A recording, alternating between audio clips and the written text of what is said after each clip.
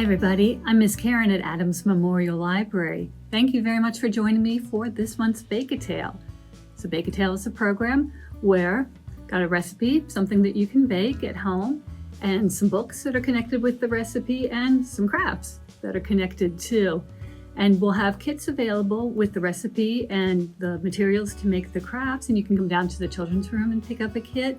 Or you can always call us and reserve some kits and we can have them ready for you and you can pick them up through curbside service. And if you're not able to make it to the library, you can always email at kids@adamslib.org and I'd be happy to email you the recipe and the instructions for the crafts, and then you can gather the materials and do them yourself that way. So I told you the things are all connected. Well, this month I sort of didn't think things through because I wanted to do chocolate cake. And then I also remembered that Easter is in March this year. And I thought, oh, well, it might be fun to do Easter crafts for this month's Bake-A-Tale. So I turned the cakes into cupcakes and put lots of sprinkles on so they're decorated like eggs, except these cakes actually don't have any eggs in them. So, you can just pretend that they're kind of like eggs. Or, if you're looking for an Easter dessert, you could always make this chocolate cake. But the crafts this month have an Easter theme. This one is, well, I'll tell you, this didn't quite work out the way I thought it was going to, but this is a Pysanka egg design that you can do on paper. And then these ones are Decoupaged eggs, and you can also make this little paper cup to put your eggs in. Those are the crafts for this month, and the books are Pie for Breakfast, a baking book for children and adults, which was written and illustrated, and the recipes were compiled by Cynthia Cliff. This one is called Pysanka. This is Pysanka. Pysanka lays an egg. Pysanka Lays an Egg was written and illustrated by Julie Pashkus. And this last one is called The Easter Egg Artist. And this one was written and illustrated by Adrienne Adams. So in Pie for Breakfast, this has a lot of different kinds of recipes in it. And it's because there was a girl named Hazel. And on special occasions, Hazel could have pie for breakfast. But that gave her the idea of doing a bake sale for her school to raise money for the library, which is a very good thing to raise money for, I think. But Hazel got her classmates and her friends to all make different recipes. And there is actually a recipe in here for chocolate cake too. I thought this one was a little bit more complicated than the recipe I'll tell you about. But if you can never have too many chocolate cakes. So you could try the recipe for this month's Bake-A-Tale. You could try this one too, or you could try any of the other recipes in this book. Now, Pysanka lays an egg. Pysanka is a chicken, and all the other chickens lay eggs all the time.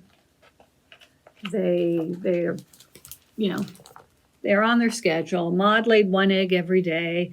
Dora laid an egg every other day. Nadine always laid exactly 5 eggs a week.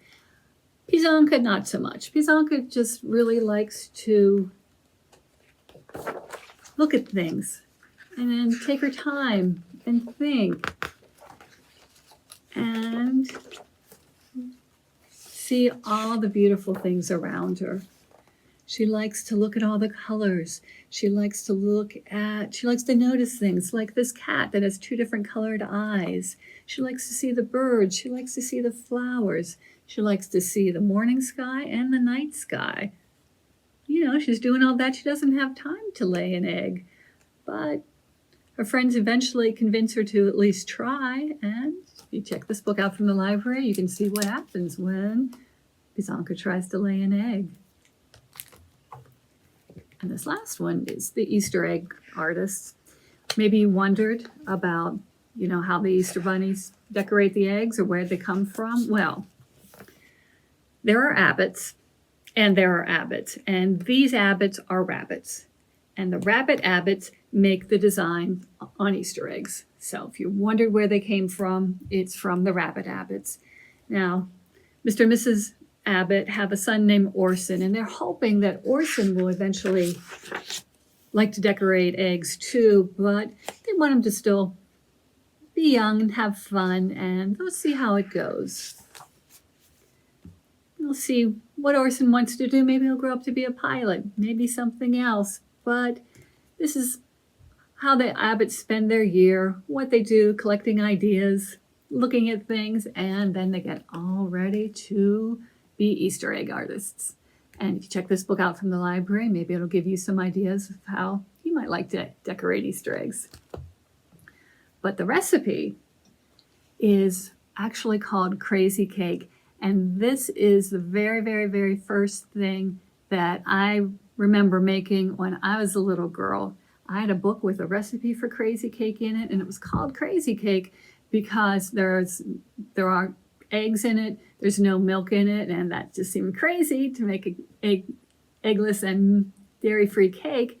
But this crazy cake, sometimes it's called wacky cake, sometimes it's called depression cake, because people during the Depression could make it when they didn't necessarily have butter and eggs and milk. You know, if they had some other things lying around, they could still make a chocolate cake. So this is actually a vegan chocolate cake, and it's really easy. The recipe that is in the kit is a little bit different than the one that I made when I was little, but it's still called Crazy Cake, and the recipe has a recipe for chocolate icing too. So, as I said, I turned these into cupcakes. They're really moist, they're really good, so they're a little bit messy to have as cupcakes, but if you like cupcakes, it'll still be fun to do it that way. And you can put the icing on, and then I think the best part of any cake is putting on sprinkles. So I did have fun. You know, I might not be an Easter egg artist, but I can at least be a sprinkle artist and try. So I hope you will enjoy these cakes too if you make them. And remember, baking is always more fun when you do it with somebody else, and you do need a grown-up to make these cakes. You do have to bake them in the oven, but the actual mixing up, it's really easy. And when I was little, I really liked that you mix the dry ingredients together, and then you made 3 holes in the bowl, in the batter, in the bowl, and the dry ingredients, and you put 3 different things in each one. You put vanilla in one, and oil in one, and vinegar in one. And I thought that was just the best thing, to be able to make the holes and then pour something into each one. And I still think it's fun. So if you try this recipe, I hope you'll think it's fun too.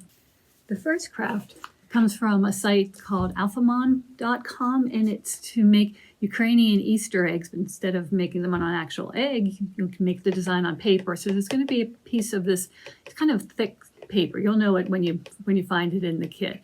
It has to be thick because you're putting a lot of layers with water on it. So regular paper would get a little bit soggy. So this paper is a little sturdier.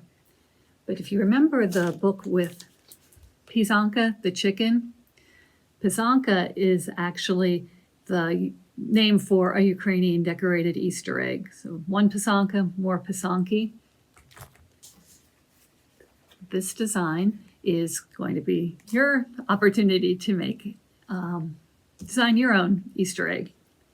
You can make your very own Pysanka. So in the kit, find the egg template, cut it out, and then you're going to trace it onto this heavier paper. And then you're actually going to need food colorings at home. We're going to put an empty cup in the kit, a cup and lid. You can use that cup to put in some food coloring.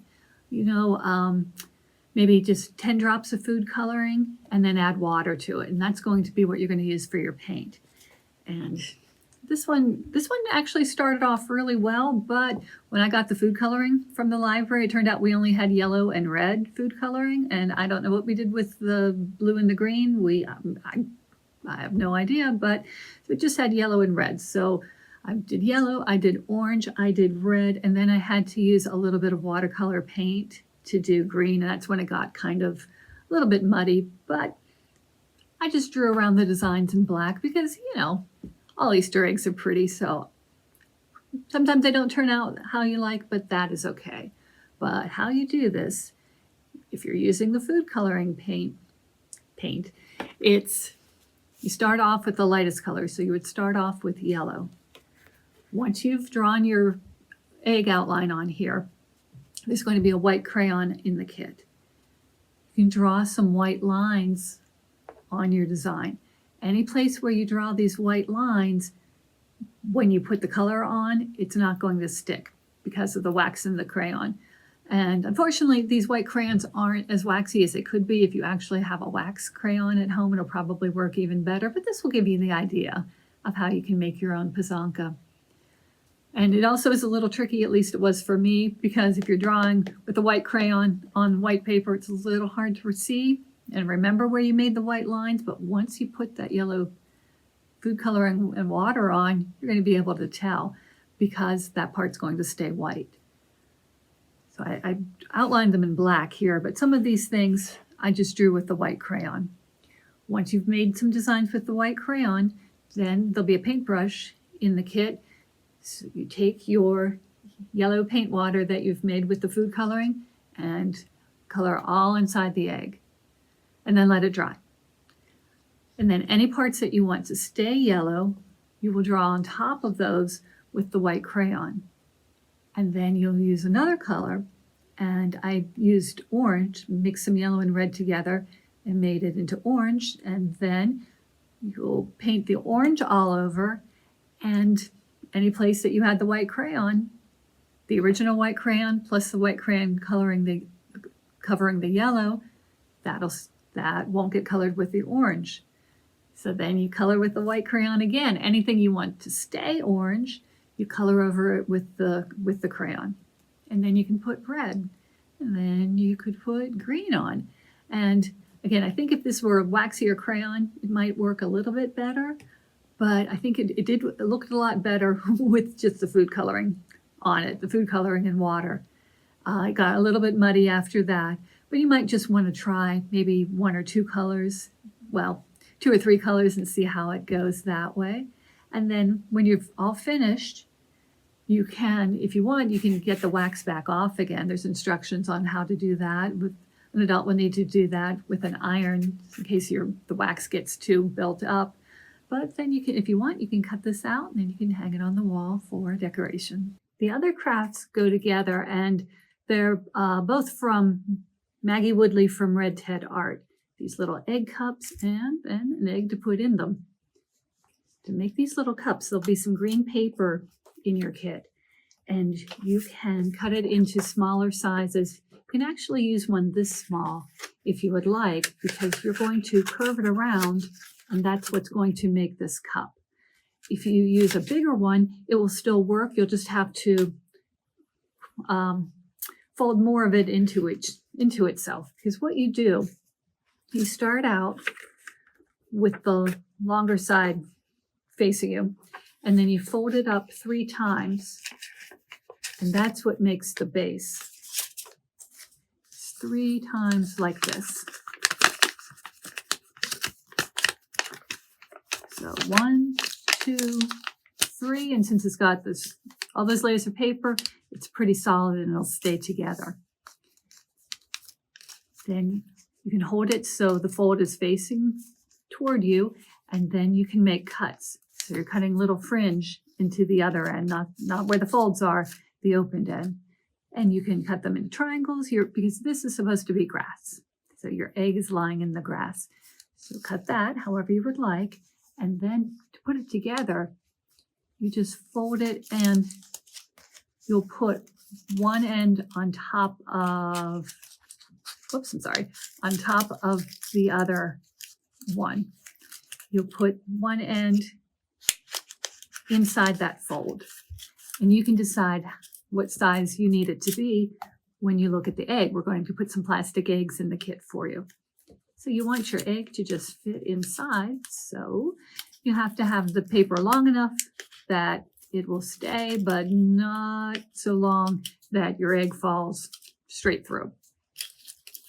Once you've got it where you want it, you can put a little bit of tape on it to make sure it stays in place.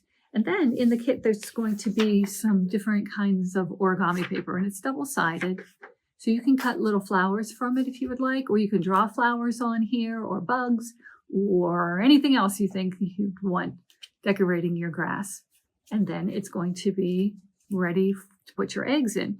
So you sort of can curl these grass pieces out. This one is with a longer paper. It looks like the grass is a little bit thicker. So you can decide how you want your egg cup to look. And then it's time to decorate your eggs. With that same origami paper, you're going to cut little tiny pieces of it. In the kit, there is going to be something that is glue. It is clear, but it is glue. Be very careful with it. Remember that it is glue. Make sure you put something down so you don't make a mess everywhere.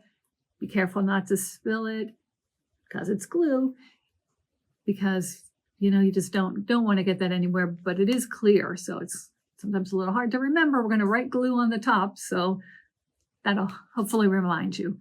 You might need to make it a little bit thinner. You might need to add some water to it, because you can take the paintbrush after if you make this design first, you can use the same paintbrush and then use this for the glue.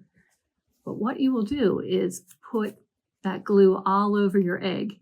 If you want it to stay open afterwards, you will have to do it like this. Otherwise, if you seal it up, then it won't open. So it's up to you. If you want to put something inside later, you can do it in 2 parts. If you don't care about that and just want to make a design, you can just keep it together. Put glue all over it, and then you'll take the little pieces of paper and put those on top. I don't know if you can see this, but it's just got lots of little pieces of paper on it. And you fit them down, you press them down.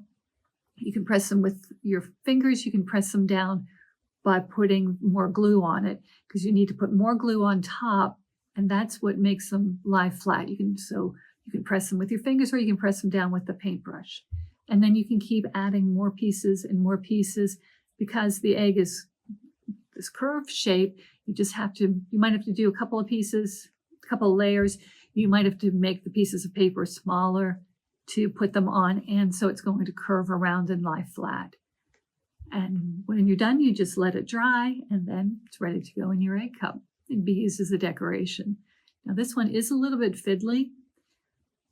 You have to keep pressing it down. It gets to be a little messy. If you feel like you don't even want to bother with that, that is okay, because we are also going to put some washi tape, a roll of washi tape in each kit.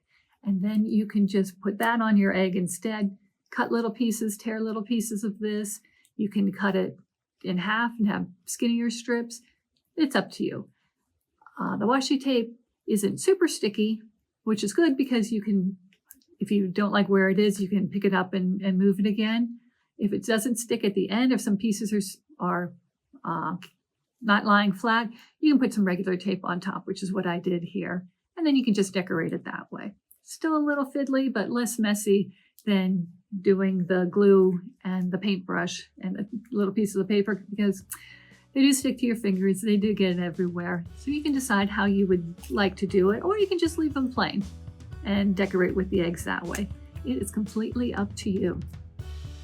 So if you want to come down to the library to get your kit, come on down to the children's room. We'll have them while supplies last. And I hope everybody has a happy Easter. And I will see you next month for another Baker Tale. Thank you, everybody. Bye.